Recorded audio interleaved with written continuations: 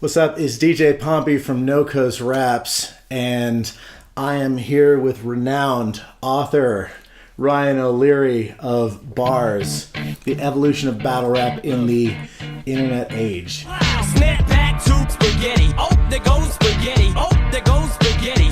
He's so mad, but he won't give up spaghetti. No, he won't. How you doing? Doing all right, man. And you're actually here for a battle tonight, right? Yeah, we'll see how that goes, but we're gonna give it a shot. Try to dust the cobwebs off and give it a whirl. So what motivated you to not to write bars like that you wrote for your battle night, but to write the book Bars? At what point did you decide you need to do this, and what was your background that made you think you're the right person? I mean, I had enough of a background, I guess, limited in the sense, like, as far as actual battle rapping on stage myself. I had some experience with that.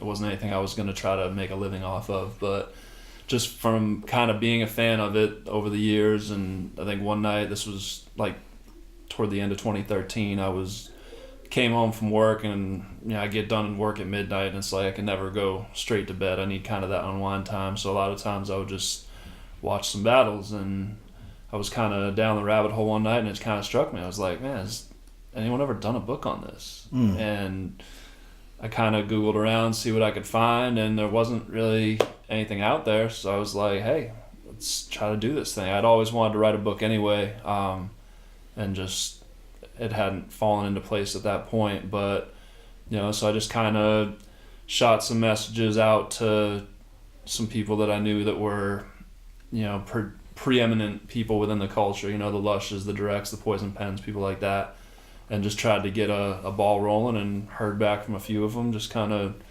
started piecing a few interviews together and just sort of built it from there. It kind of took a while to get the ball rolling, just because I didn't really have any pre-existing relationships in the scene, I guess. Like, I wasn't friends or close with any of these guys off top. It was kind of more from a distance, but I think that was part of what made me a good person to do it, though, was the sense that I didn't really have any, oh, fuck this guy or whatever. I didn't have any preconceived biases that were gonna skew things horribly out of the way. It's just, I'm gonna be this guy in the background, just kind of sort of transitioning from quote to quote and kind of piecing it together that way, almost kind of like I'm the voice of the background of the voice in the Wonder Years or something, and just sort of narrating as it goes and trying to just frame it in a way that makes sense without putting my thumb on the scale, so to speak. And you're a sports journalist by trade, right? Yes.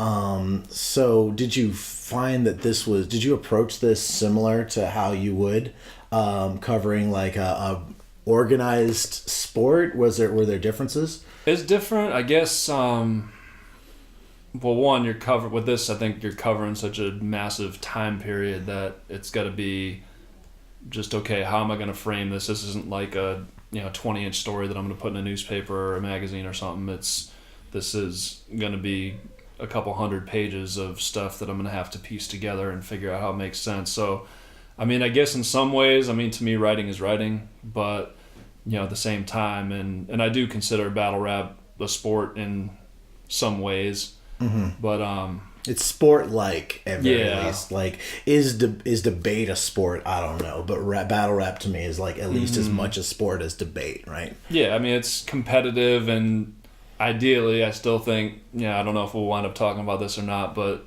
there should be winners and losers, ideally. All right. And we should get into that. It's just a longer, more drawn-out process than, writing any stuff. I've had stories that I've worked several weeks on, but not one that I've worked like 4+ years on. And most of the people that you talk to over the course of covering sporting events, like, are getting interviews fairly regularly, right? Like, whereas there are a lot of people here that just no one's heard from in years, and a lot of stories that have just never been told, right? Like, do you get an opportunity in sports journalism very often to like get a scoop from someone who's just not talked to anyone about anything? I've had some interesting stuff. I had one fall into my lap, and this was actually my favorite story that I ever wrote. I had a guy when I was at my first job working at a weekly newspaper in Massachusetts, and I happened to cross paths with a guy who had been an old, he was a old New York Times sports writer guy, had just wound up kind of relocating to that area and I guess kind of retiring. He actually just passed away a couple months ago, but he was like a mentor to me, so to speak. And when I was living out here, this was probably like 2002, 2003, I was working at the Times down in Munster, Indiana, and was covering stuff on the south side of Chicago and whatnot. And I had gone back home to Massachusetts and stopped in to have lunch with this dude or whatever, and was talking. It's like, what are you doing now? And it's like, I was doing some minor league baseball and things like that. He's like, said there was a minor league team in Gary. He's like, who's the manager? He said, Gary Templeton. And he's like, I got a story for you. So I guess when Gary Templeton was in the minor leagues, and this was like 1973, 74, he was at a game, the Cardinals minor league team against the Cubs single A ball down in Key West, Florida. And during the course of this game, there was a ball that got hit up in the air, pop fly, never came down.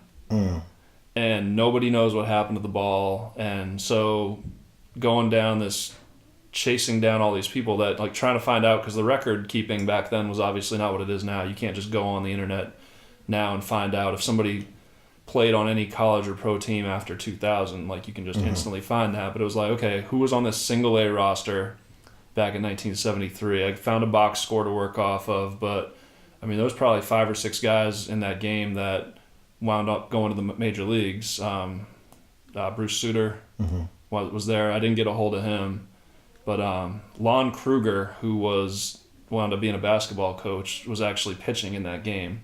So I talked to Lon Kruger, I talked to Templeton, I talked to a couple other random guys, and I was looking at rosters, and I actually was hoping that, because the catcher on that Cardinals minor league team the year before, and it turned out he wasn't that year, but the catcher the year before was Randy Poffo, aka Macho Man Randy Savage. Oh, okay. Yeah. I didn't know that was his real name. That's so insane. I was like, man, if he had been the catcher, I was like, man, if I could have talked to Macho Man for this, it would have been so cool. But just going through like this, that was probably the closest thing to doing this book, like on a smaller scale, but just tracking down all this stuff from a long time ago, and there was hardly anybody at this game, but just piecing this story together and getting everybody's different recollections of something that had happened almost 30 years before. So that was probably the closest thing I had to this, where it's like, okay, I got to reach deep into the bowels of, pulling these people out that haven't probably been approached by anybody in a while. And so this was kind of similar to that, where it's like, I mean, how many people have interviewed State of Mind or people like that in the last 10 years? It's, just kind of pulling names out that people are going to be like, oh man, I forgot about that person. Was there a specific, when you first started gathering leads, was there a specific scoop you were trying to go after? Like, if I could just nail this part of the story, that'd be really great. Like something you really wanted to dig deeper into? The one thing I wanted to find out, and I still definitively have not found out, at least not, is who has the tape. No. It is who has the tape. Is that it? I couldn't get anybody to just straight up tell me who has the tapes. I wanted to find that out, and it's like, I wanted to see them. I want to see the tapes. I've seen it said that it is known. Like that has people saying that, like people like, it's known who has the tape. They're not telling you, but like a lot of people kind of, it's like an open secret, because I'm not close enough to it that I know, but I know people who say that it's generally known among the circle. Well, that's the thing, is like, I got it's the like sense, somebody just made it up, and then everyone says, oh yeah, we know the truth, right? Because a lot of people would kind of steer me in one particular way, but I mean, I went down that hole and asked the person or persons straight up about it, and I mean, they had a plausible, I mean, they may have them, I don't know. Yeah. So we're talking about the World Rap Championships. Yes. Which notoriously a large segment of the World Rap Championships. Was that 06? Oh, that was the second one. The 07. 07 World Rap Championships were stolen, and the footage didn't come out for that section of this worldwide tournament. And there's like full rounds that are missing. Yeah, Like, and there are a lot of people that along the rocky process of putting that together would have felt spurned by it. So there's like a lot of potential suspects, right? And it.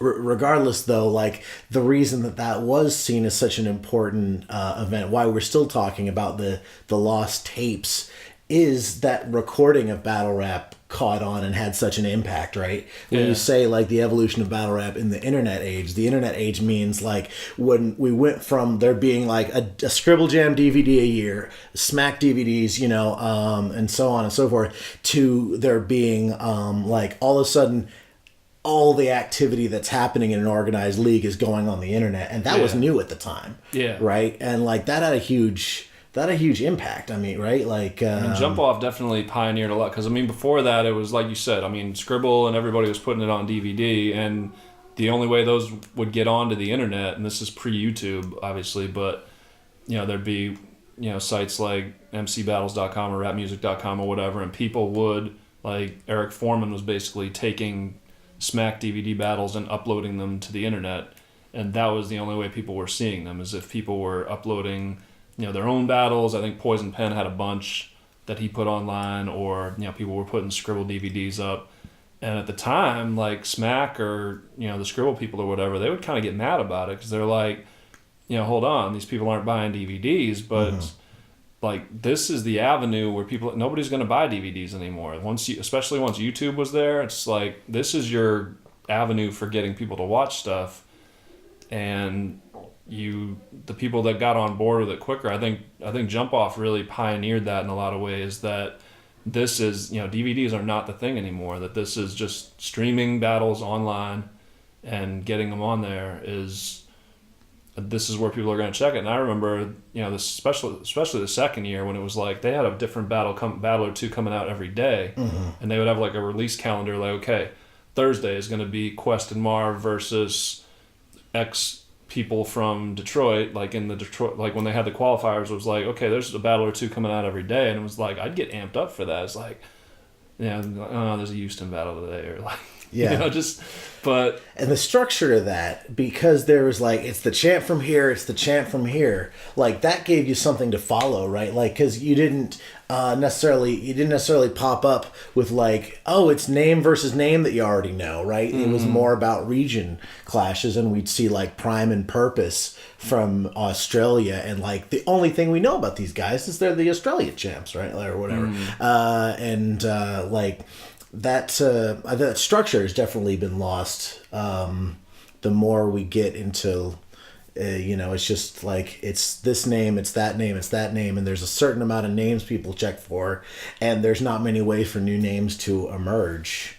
And it's funny is that event was the way a lot of guys got on. I mean, there were some guys obviously that were known for other things before, like Quest and Marv had done things. Marv was on the 8 Mile DVD and all that, and a lot of these guys were familiar with each other from things like Scribble or whatever. But I mean, at that point, battle rap was still, Scribble aside, was mostly like a bunch of different localized scenes. Like you had the New York scene, you had the Florida scene, you had the West Coast scene, and there wasn't anything aside from Scribble that was really bringing all these people together. And then this Jump Off thing not only brought the whole country, but the whole world. I mean, when you're bringing the Australians into it, the British, and it kind of created this network and sort of brought all these scenes together to the point where, I mean, that basically was the birthplace of, King of the Dot. Like Organic was able to use the connections he made through being in the WRCs to kind of build King of the Dot, and or did the same thing in the UK with Don't Flop, and Direct did the same thing here with Grind Time. That over time, I mean, you see, okay, we're going to fly, Australian leagues or whatever, we're flying like Thesaurus or whoever down to battle there, and it's like these guys would say, like, Madness, I think it was, said, I can go to any country in the world basically and have somebody's couch to crash on just because, okay, it was like a fraternity. Even if you never met them during the WRCs, like these Australian guys did it, I did it, like we understand each other. they're fine with having me come and just crash with them and go battle in Australia. And it's kind of opened all these avenues for guys to battle around the world, and it kind of just globalized the entire scene. Absolutely. Like, it's not, there's a misconception, I think, that it's an industry, you know, and it's like a lot of these people, like, it's magnificent to be able to go anywhere in the world and have friends and be able to stay somewhere. And, you know, and we've had a lot of people come through without World Rap Championships. Like you say, you don't have Don't Flop. We wouldn't have had, even like No Coast has probably had more international battles than any small league in the United States. You know, we're going on like 15 international battles that we've done. And none of that, like, those travel lanes wouldn't, you know, these are communities that even if there were rap battle circuits in Europe that wouldn't even be talking to each other if it wasn't. Yeah, I mean, it's like, how would you even know about half these guys that are on the other end of the country or on the other side of the world? Like, a lot of times you wouldn't even know. This global DIY collective that we find ourselves in, you know, is due to, I guess, the fact that, like, everything goes online, but it also people talk a lot about saturation now. In the same way in the music industry, anyone can get a microphone. I got my low budget microphone right over there, and anyone can record. Well, now anyone can battle. Well, anyone was battling already, but anyone wouldn't be battling on the same, you know, kind of conversation, right? You would have to, like, establish yourself into something that wasn't filmed at all. Yeah. And then you're now like known good talent that can cross over into this thing that's being filmed. So, like, I don't know, this is kind of a tough question we're all having to grapple with, but, like, what do you think about the level playing field as far as just anyone being able to get, you know, quote unquote in the scene, but that creating a lot of extra content that isn't been quality controlled? Yeah, I mean, there's what? I think somebody had said like 800 leagues now on Verse Tracker or something like that. Yeah, so I don't know how many are active, but probably over 500 of them. Yeah, and I mean, that's... At the time... When we started, there was 10. Yeah, I mean, Like, that's the thing. When NoCo started, there was 10 leagues in the world. When Jump Off was doing their thing, it was like... It was easy to keep track. It was like that was the only thing going on, really, at least as far as the internet was concerned. And it was like, okay, this battle, you could watch every battle that was on the internet at that point. And now, I can't watch everything. I just can't. I don't have enough hours in my day, and I don't think anybody does. I mean, there's people, I think, that do a good job of keeping up with most of the major stuff. I can't even watch most of the major league battles anymore. And so it's kind of like you're looking out for guys that, okay, I'm always going to watch anything that this guy does. You know, I'm going to watch this guy when he comes out, this guy when he comes out. You're checking for certain just guys. Like five dudes that you all... No, it doesn't have to be your top five, but, like, what's a few guys that you're just always going to watch the new one of? I will always watch any Ilmac battle that comes out, any Thesaurus battle that comes out, any Disaster battle, Hollow, and, you know, I'd say Iron is up there, Pat's up there now. But just guys like that. I mean, guys that you know are consistently going to be good every time, that they're going to bring at least a B level, usually an A level performance. Like, I mean, when was the last time that, you know, you saw Thesaurus just be bad?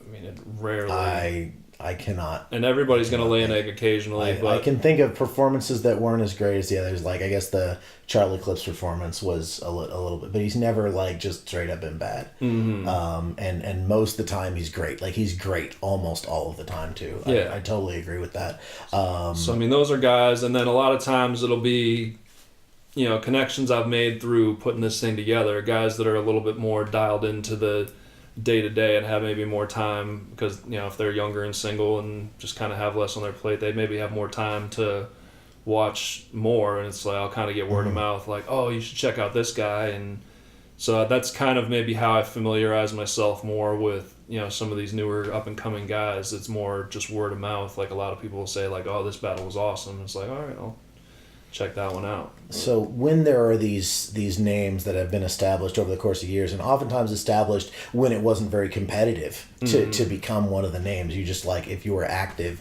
at a certain period of time, you have a shot of just being an immortal. If you don't fuck it up, then now you got a lot of people who want to be in that conversation.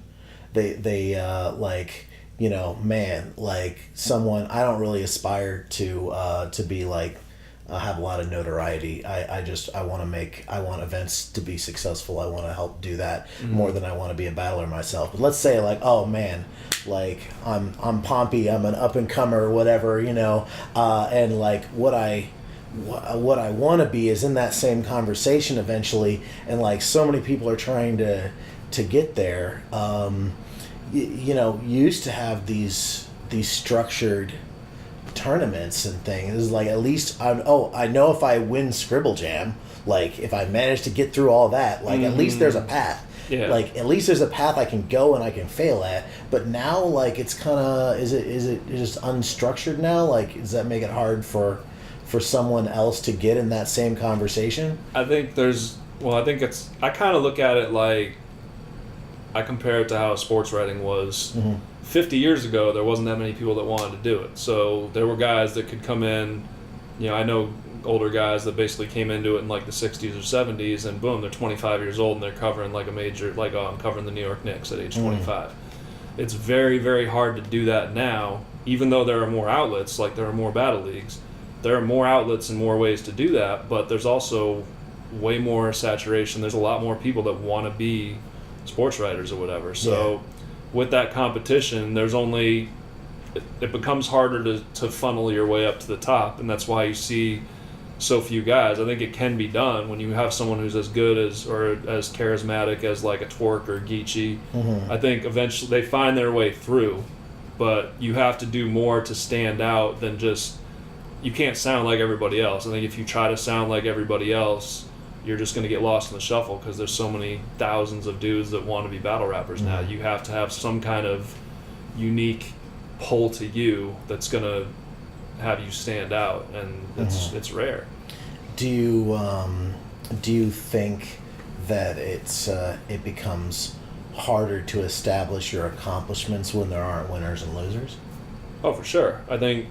I mean, if you look at, and that's a lot of the guys that I have kind of at the top of my all-time list, you know, the Diz's, the Thesauruses, the Ilmacs, the Irons, like, they are undeniably great in part because their achievements can be quantified. They have quantifiable, tangible wins and losses. They have tournaments that they've won. They've got judged wins over other top tier people, whereas now it's kind of hard you can become a star just off of, you know, that magnetism. I mean, Twerk is an example. It's like if you judged his record, it would be kind of shaky. Because people remember those moments. Those moments, you know, and his moments are great, and he's an entertainer. For sure. And I mean, when he's on, he's fantastic. But, you know, to put him up with somebody like, you know, Thesaurus, who like legitimately has, okay, I've won 2 World Rap Championships, I've won 2 Scribble Jams, I've won the King of the Dot Championship, I've got tangible things that I have won that other people can just say, well, you know, the thing that cracks me up now is like people listing their resumes, like, I battled this person, this person, this person. That's like, that's great, that means you can get names, but how many of those did you win? How many of those do you have? How many of those will you say, okay, these were memorable performances, and how many of them were just, you know, you can't say there's wins and losses. It's just like, okay, it's like these are places I've been.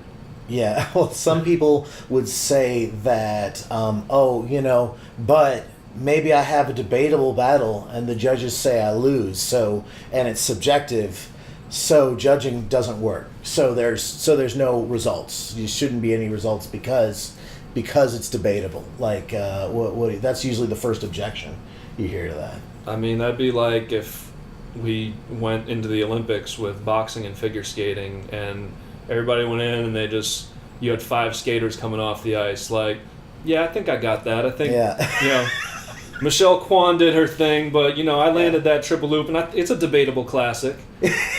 No. Yeah, and there are subjective elements to that, too. Yeah. They've just codified it to the point where at least the judges are qualified and they can defend their opinions. And that's the thing, but, I mean, there's going to be... They're still making judgment calls. It's going to be subjective. There's going to be disagreements with boxing or with figure skating or with battle rapping, but whether or not you can say, oh, this person got jerked, that's fine, but at least they picked a winner. And there's been plenty of battles where, okay, that was, I mean, Porich and Diaz against Ilmac and Thesaurus. I think it was a comically, laughably bad decision, but it was still a decision. And so and I think the ones that people did get jerked hard like that, I think there's an understanding of, okay, yeah, that was a loss, but yeah, we get it. You were but still... your judge record, it still comes out in the wash. Mm-hmm. Like that didn't that all in all didn't mean that Thesaurus had a losing record. It was one situation, right? Yeah. Like you could miss one shot due to something that was outside of your control, but all in all, your stats are still going to show the caliber of player you are, right? Yeah, and there are ref calls there too. Like people are going to argue it no matter what. I mean, whether there's a decision or there's not a decision, fans are going to argue about it. Even if, say, like Verb and Mook, say if it was judged and Verb was judged the winner, which he was, yes, but. You know, there's always going to be a pocket of fans that are going to ride with that other dude no matter what. Yeah. Like, no, man, Mook got jerked. And they're going to be specifically angry at the league. Like, if they... Like, I think RBE is afraid that if they... I mean, I don't want to call out them specifically. I can say, as a league owner who's been in that situation, I would be afraid that, like... Now we judge that Verb won that one clearly, even though they both did brilliant performances. My credible panel does that. Their names I stand behind.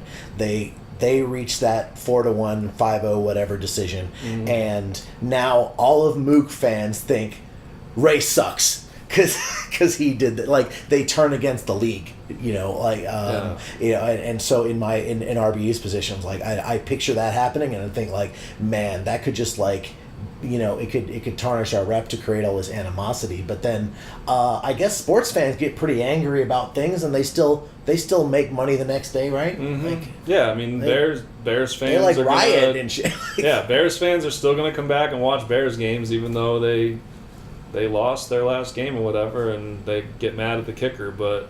One, it wasn't really his fault, and two, yeah, they're going to eventually get over it. It's that heat of the moment passion, but in the end, it's just a rap battle, man. Yeah, it is. And like, I don't, I recently, not to make this too much about myself, but like, recently I had a 2-on-2 in House Party 4 in St. Louis that we last minute decided, you know what, let's judge it and let's make it for our St. Louis 2-on-2 title, which didn't exist before then. Like we just threw it in, because these guys were credible in St. Louis, and they would have been good picks. Me and Mantra would have been good picks. And I was then in the position of like, okay, we're really doing this? Okay, well, I'm the league owner. So now we have to try and make an impartial decision panel, despite the fact that one of the competitors is the league owner. And we actually did it. And it was a debatable, and I lost the judge decision 2-1. And I got specific feedback from people who've been rapping a decade longer than I have about like why we lost the decision as a tag team. And honestly, I feel like I'm better for that. Like I understand what I could have done differently, even though it being a bit debatable, a really strong battle on both sides. A lot of people are going to feel another way. Like I honestly was liberating for me. Like, you know what? I lost. It's okay. I have my judged record is winning overall. I lost that, and I know how to be better next time. That's the thing that people neglect. Like, if you have the humility, it can be a strength, even when you lose, and you didn't feel at that moment like you were losing. Yeah, and I think there's something to that, like you said, that the feedback of, okay, here's what didn't work, and because if you live in that echo chamber where you're just surrounded by people telling you like, oh, that was fire, oh, you were so dope, man, you killed him, da da da da da, you're never going to get better.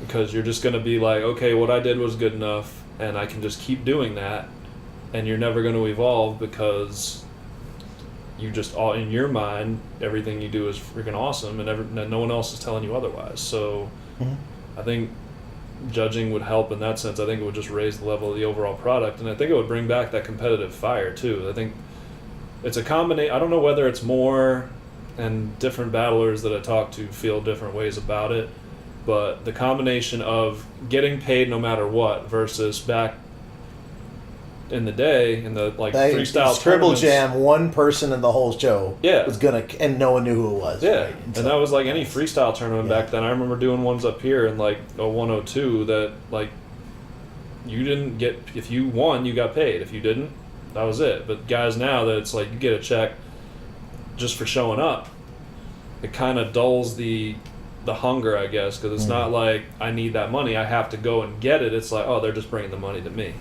and there's not as much incentive to just go out there and rip somebody's head off. Now you talked about when you used to battle, so you're making tonight your return battle.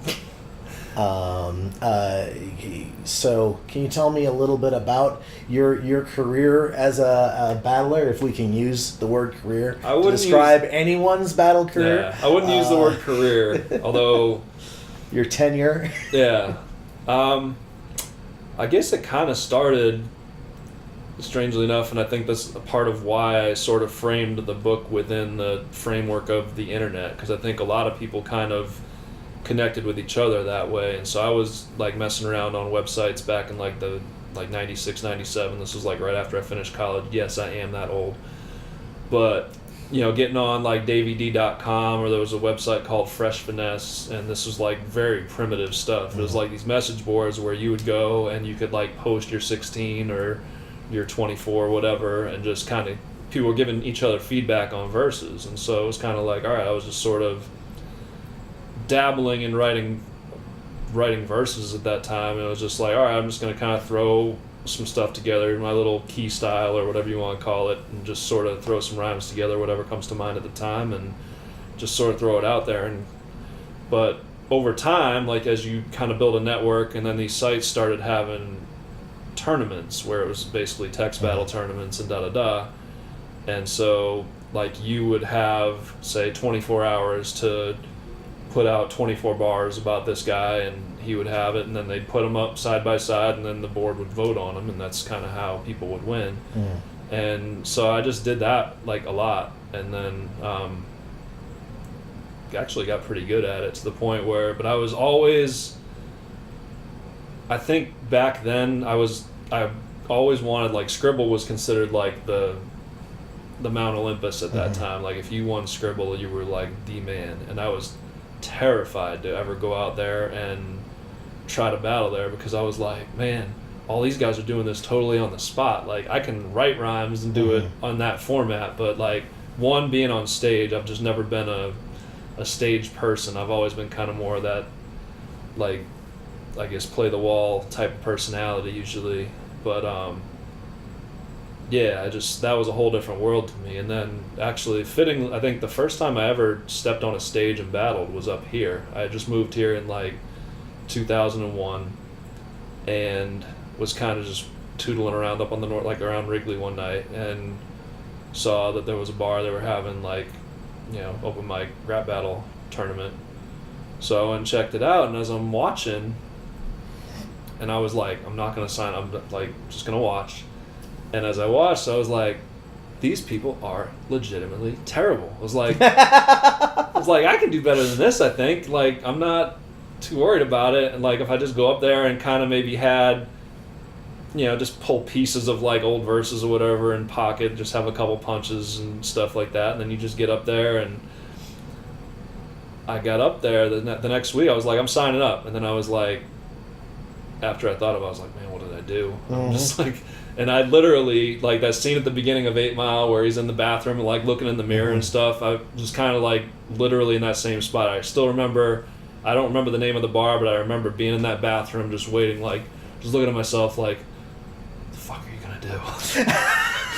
And it came, and I got up there, and the first round I got up against this dude. It was like the only other white guy in the thing. I don't know, random draw, but like the two white guys in the battle got matched up against each other randomly. And he went first and got through his 30 seconds or whatever. And then I go, and I'm like 4, 5, 6 bars in. I look out at that crowd for a second, and I just froze. Like, first round I did, I just completely gagged. But what was funny was that dude was so bad, and apparently whatever I had said in my first score was good enough. The crowd still gave that to me. The guy was so bad. So after that, I was like, I'm not risking it anymore. I've got 800 verses that I've written in my back pocket to this point. Like, I'm just pulling punches out of my pocket the rest of the friggin' night. And so there's like 2 or 3 more dudes ran through it, won the tournament, won like, I think it was like $100, which at the time to me was a shitload. It was like, oh my God, I got $100 for rapping. And what was funny to me, I still remember too, was there was a guy that came up to me afterwards. He was like, yo, you were dope. I was like, that was really cool because you were the only one that was actually freestyling. And I was like, I'm not going to tell him. Like, yeah.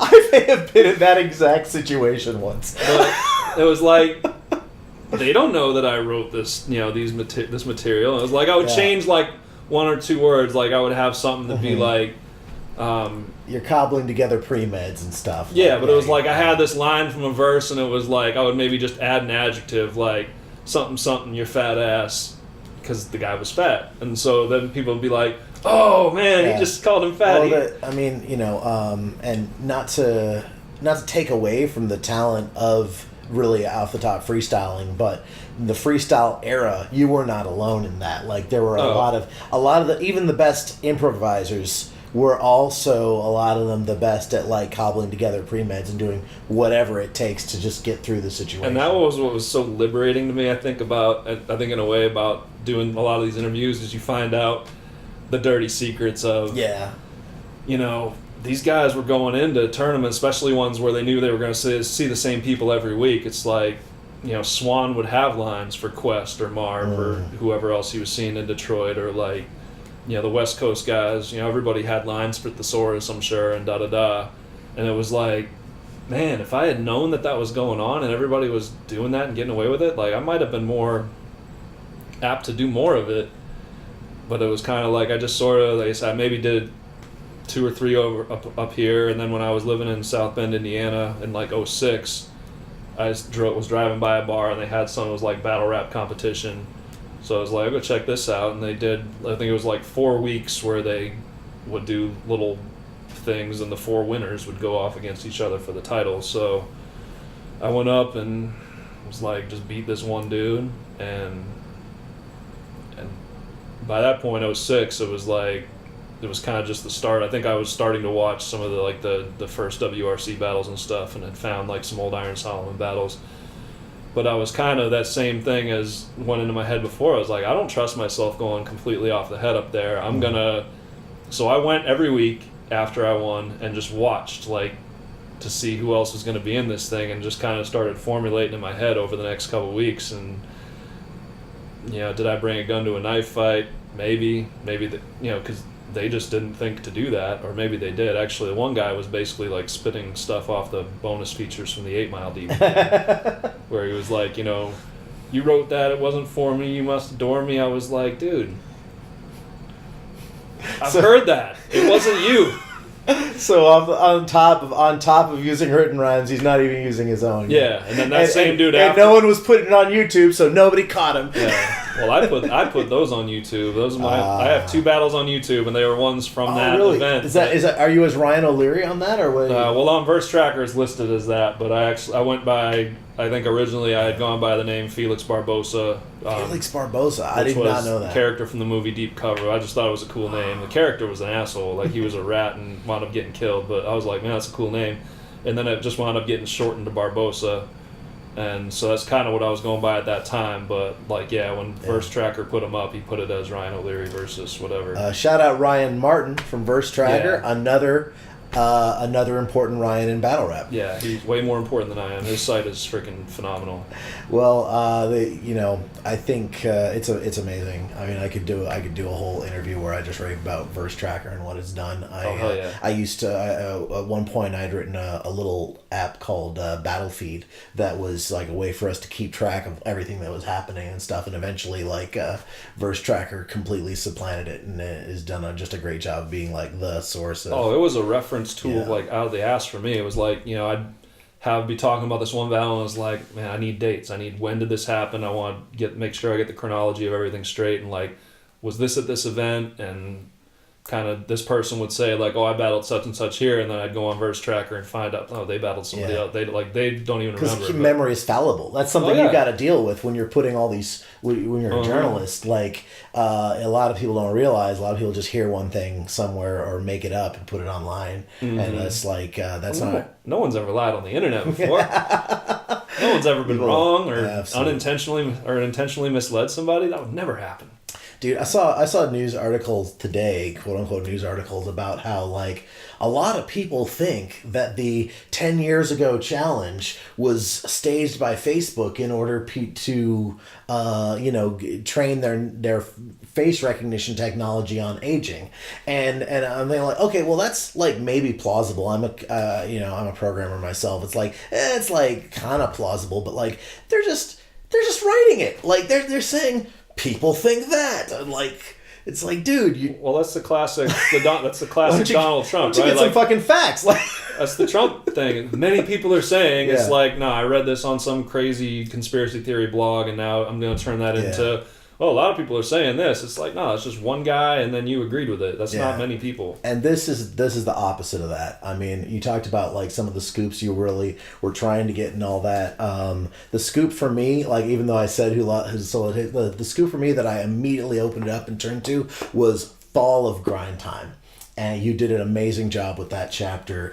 You even when we're talking about contradictory information, sometimes the stories are contradictory, and you're just layering. This person says that, and then the next person's like, "Yeah, but that ain't really what happened," you know. Mm-hmm. Well, and that was the thing. I talked about not putting my thumb on the scale. It was okay. Obviously, especially with a situation like that, you're going to have very differing viewpoints. Lush is going to think one thing. Matt Ills is going to think another thing.